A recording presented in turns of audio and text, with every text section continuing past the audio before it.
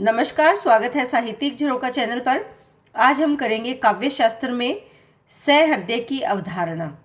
देखिए, काव्य शास्त्र में एक महत्वपूर्ण टॉपिक है ये। इसमें हम जानेंगे कि सहृदय किसे कहते हैं और अवधारणा क्या है। तो आइए देखते हैं। देखिए, सबसे पहले बात करें सहृदय की।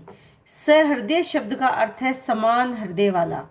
कवि या चित्रकार के हृदय में जो विशेष भाव होते हैं उनको वह अनुभव कर सकता है, वह उसी प्रकार की अनुभूति संपन्न हृदय रखता है। जिन भावों को वो अनुभव करता है वो इसीलिए करता है क्योंकि उसके मन में उन भावों की अनुभूतियां हैं, यानी उसको अनुभव करने की क्षमता है।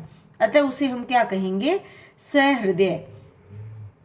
कवि अपने आसपास के वातावरण से कुछ अनुभूतियों को ग्रहण करता है और जो अनुभूति उसके हृदय को सबसे ज्यादा प्रभावित करती है वह उसी को अपनी काव्य कृति के रूप में परिणित करता है या उसकी रचना करता है।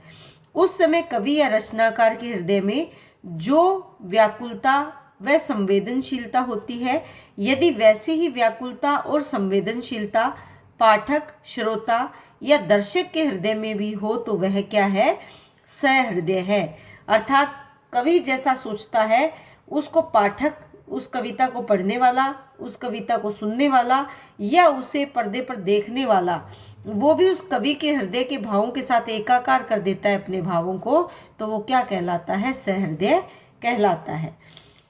सहृदय के शाब्दिक अर्थ की अगर बात करें तो इसके आधार पर उस व्यक्ति को सहृदय कहा जाता है जिसका हृदय कवि के समान हो, अर्थात जो कवि को अनुभूति को अपनी अनुभूति बना ले, जो उसी प्रकार से संवेदनशील हो जाए जिस प्रकार उन भावों को अनुभव करके रचनाकार हुआ होगा। तो सरल बात है ये। उसके बाद बात करते हैं अवधारणा की। अवधारणा शब्द का सामान्य अर्थ क्या है? विचार पूर्वक निश्चय करना, निर्धारण करना या निरूपण करना, अर्थात जिसका निश्चय किया गया है उस पर पहले विचार किया गया है। सहृदय की अवधारणा का अर्थ है सहृदय के अर्थ, स्वरूप आदि पर प्रकाश डालते हुए उसके विभिन्न योग्यताओं आदि का निर्धारण करना ही क्या है? सहृदय की अवधारणा है। तो यहाँ पर अगर हम बात करें कि सहृदय कौन सा है? जो भावों को अनुभव करे और उसी के जो भाव हैं या जो स्वरूप है, अर्थ है, उस पर प्रकाश डाले और इसके विभिन्न योग्यताओं का जो निर्धारण करे, वो क्या है? सहृदय की अवधारणा है। सभी पाठक, श्रोता या दर्शक सहृदय, रसिक या प्रमाता नहीं होते। रसिक अथवा सहृदय वही व्यक्ति हो सकता है जो साधारणीकरण प्रक्रिया द्वारा काव्यानंद प्राप्त कर सकता है। काव्यानंद यानी काव्य का आनंद। जो साधारणीकरण है इस पर मैं वीडियो पहले डाल चुकी हूँ, लिंक मैं डिस्क्रिप्शन बॉक्स में डाल दूंगी कि साधारणीकरण क्या होता है। वैसे जो कवि का भाव है वो जब दर्शक, पाठक या श्रोता के हृदय का भाव बन जाता है, यानी उस भाव का जब साधारणीकरण हो जाता है, प्रत्येक हृदय में उस भाव की अनुभूति जब होती है, तो किसी भाव का प्रत्येक हृदय में जागृत होना या उसकी अनुभूति होना ही क्या है? साधारणीकरण की प्रक्रिया है। कोई पाठक, श्रोता या दर्शक तब तक कवि की अनुभूति को नहीं समझ सकता जब तक उसमें सहृदय की योग्यता ना हो, यानी कवि के हृदय के समान जब तक वो नहीं सोचेगा, अनुभव नहीं करेगा, तब तक वो क्या नहीं हो सकता? उसमें सहृदय की योग्यता नहीं हो सकती। अब बात करते हैं कि सहृदय में योग्यता क्या होनी चाहिए। देखिए, सहृदय व्यक्ति वही हो सकता है जिसे काव्य के मर्म का समुचित ज्ञान है, यानी काव्य की गहराई को समझता है, अर्थात जो साहित्य या काव्य को समझता है, उसमें रुचि लेता है, उसे पढ़कर या सुनकर जिसे आनंद की अनुभूति होती है, वो क्या है? सहृदय व्यक्ति है। सहृदय के मन में सत्व, रजस, तमस 3 गुण विद्यमान होते हैं। सत्व गुण पर रजस और तमस की मोटी चादर पड़ी रहती है। काव्यानंद यानी काव्य से जब आनंद के क्षण होते हैं, उसमें रजस और तमस की जो मोटी चादर है वो उतर जाती है और सत्वगुण प्रकट होता है। फलस्वरूप जो सहृदय व्यक्ति है वो आनंद की अनुभूति करता है, यानी उसके मन में कैसा भाव जागृत होता है? आनंद का भाव जागृत होता है। कब? जब सत्वगुण सर्वोपरि होता है, रजस गुण और तमस गुण जब साफ हो जाते हैं या वो मन से हट जाते हैं, यानी ये दोनों गुण निम्न हो जाते हैं और प्रभावशाली तरीके से सत्व गुण अपना प्रभाव दिखाता है, तब आनंद की अनुभूति होती है। कब किसको होती है? जो सहृदय व्यक्ति है। तो सहृदय में योग्यता क्या होनी चाहिए? एक तो जिसको वो काव्य के मर्म का समुचित ज्ञान हो, उसे यानी जो साहित्य या काव्य को समझता है, उसमें रुचि लेता है, वही क्या है? सहृदय है। जब वो उसमें रुचि लेगा तभी तो उसको पढ़कर या सुनकर आनंद की अनुभूति होगी। दूसरा, उसमें तीनों प्रकार के गुण होते हैं, लेकिन जब वो काव्य के क्षणों में उनका आनंद लेता है तो तीनों में से सत्व गुण ज्यादा प्रभावशाली हो जाता है। रजस और तमस दोनों ही गुण निम्न श्रेणी के हो जाते हैं, अर्थात ये दोनों उसके मन से अपना प्रभाव इनका खत्म हो जाता है और सत्वगुण प्रभावशाली तरीके से अपना काम करता है। इसे क्या होगा? उसके मन को आनंद की अनुभूति होगी। तो वो क्या है? सहृदय व्यक्ति में ही ये भाव आ सकते हैं। अब देखते हैं कि रस और सहृदय में क्या संबंध है। यहाँ पर आचार्य विश्वनाथ के विचारों को हम जानेंगे। इन्होंने साहित्य दर्पण में रस के स्वरूप पर चर्चा करते हुए कहा है, वो अखंड है, सब प्रकाश आनंद में है, चिन्मय है तथा अन्य सभी प्रकार के ज्ञान से मुक्त, ब्रह्मानंद, स्वाद, सहोदर, चमत्कार, प्राण रस का आस्वाद। कुछ प्रमाता अपने हृदय में सतोगुण के उद्रेक होने पर अपने स्वरूप से भिन्न रूप में करते हैं। तो यहाँ पर अगर हम देखें तो क्या कहा है कि जो अखंड है, स्वयं प्रकाशमान है, आनंद में है, चिन्मय है और सभी प्रकार के ज्ञान से मुक्त है, वो तो ब्रह्म स्वाद है, यानी अद्वितीय है अपने आप में। उसी को क्या इन्होंने कहा है? रस के स्वरूप को माना है।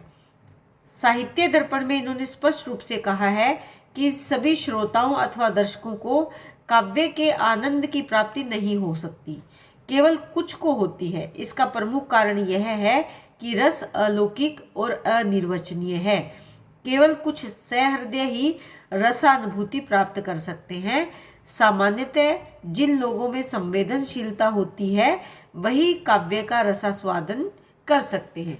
देखिए, ये तो हम अपने सामान्य जीवन में भी देखते हैं कि ज़रूरी नहीं जो कविता का पाठ किया जा रहा है आपकी क्लास में या अन्य कहीं पर भी, उसमें सभी को आनंद आए।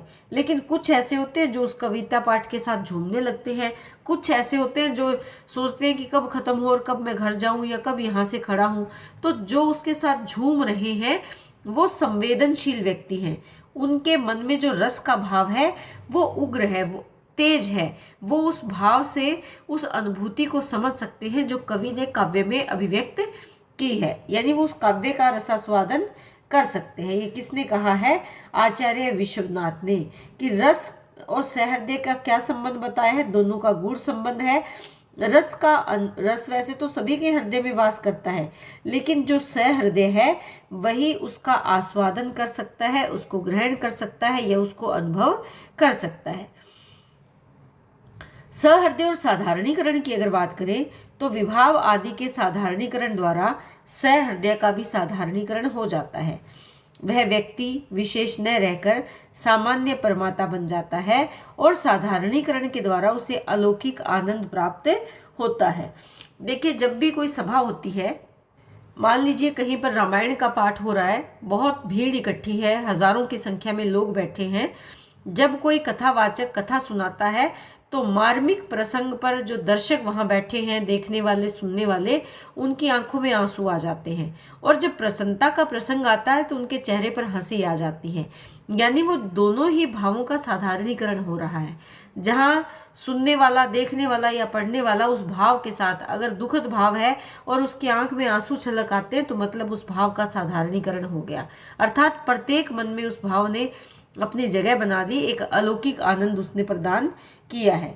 इसी प्रकार साधारणीकरण का विषय भी सहृदय अथवा सामाजिक है। अन्य शब्दों में ये भी कह सकते हैं कि काव्य की रचना सहृदय अथवा परमाता के लिए की गई है।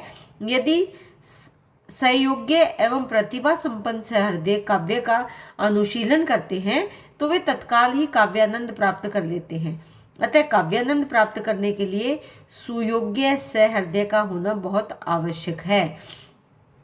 जो सहृदय जन होगा वही साधारणीकरण को प्राप्त कर सकता है, यानी उस भाव को अनुभव कर सकता है। तो ये दोनों का एक साथ होना बहुत जरूरी है। अगर योग्य सुयोग्य सहृदय जो व्यक्ति है वही साधारणीकरण के भाव को या उस अलौकिक आनंद को प्राप्त कर सकता है।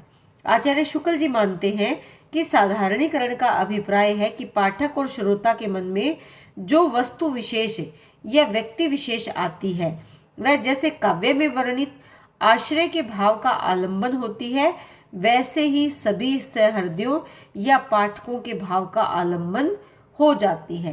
यानी काव्य में वर्णित जो आश्रय, मान लीजिए हम राम काव्य की बात करें हैं तो यहाँ जो राम के भाव हैं, राम के भाव का आलंबन क्या है? अब सीता नहीं है और जो राम जंगल में भटक रहे हैं, ऐसे में अंधेरी रात है, उनके पास अपने संसाधनों का जो अभाव है, सीता के प्रति चिंता का भाव है, तो राम का आलंबन क्या है? वो परिस्थितियां हैं, वो उस समय की जो परिस्थितियां हैं या उसकी स्वयं की जो व्यक्तिगत जीवन की स्थिति है वो उसके दुखद भाव को और ज्यादा बढ़ा रही है। ऐसे में वो दुख केवल राम का दुख नहीं है बल्कि राम काव्य को पढ़ने वाले पाठक या जो श्रोता है, सुनने वाले, उनका भी दुख है। तो वो जो आलंबन है वो केवल राम के मन के लिए नहीं है बल्कि पाठकों के भाव का भी आलंबन है, यानी पाठक भी उस दुख से दुखी हो जाते हैं। तो ये क्या है? साधारणीकरण है। आचार्य शुक्ल ने सहृदय और साधारणीकरण का गहरा संबंध बताया है। आचार्य शुक्ल ने सहृदय के लिए सहृदय के साथ साथ पाठक, श्रोता आदि शब्दों का प्रयोग भी किया है। अनेक विद्वान सहृदय के लिए परमाता, सामाजिक आदि शब्दों का प्रयोग भी करते हैं। तो ये आपको ध्यान में रखना है कि जो पाठक है, पढ़ने वाला है, श्रोता है या सुनने वाला है, वो सहृदय है। क्योंकि वो सुन क्यों रहा है? क्योंकि उसके मन को वो भाव अच्छे लग रहे हैं, उन भावों का उसके मन को आनंद मिल रहा है, इसीलिए तो वो सुन रहा है। चाहे वो पाठक के रूप में या उसको पढ़ रहा है, श्रोता के रूप में उसे सुन रहा है या दर्शक के रूप में उसे देख रहा है।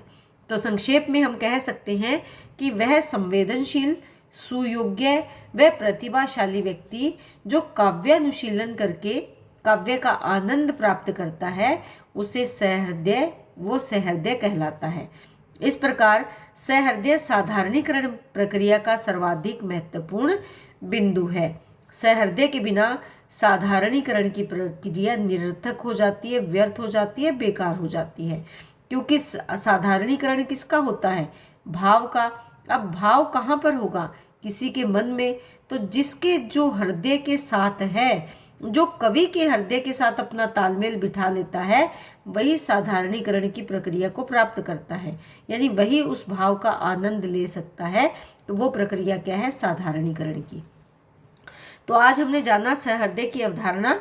तो उम्मीद करती हूँ कि प्रश्न आपको बहुत अच्छे से समझ में आया होगा।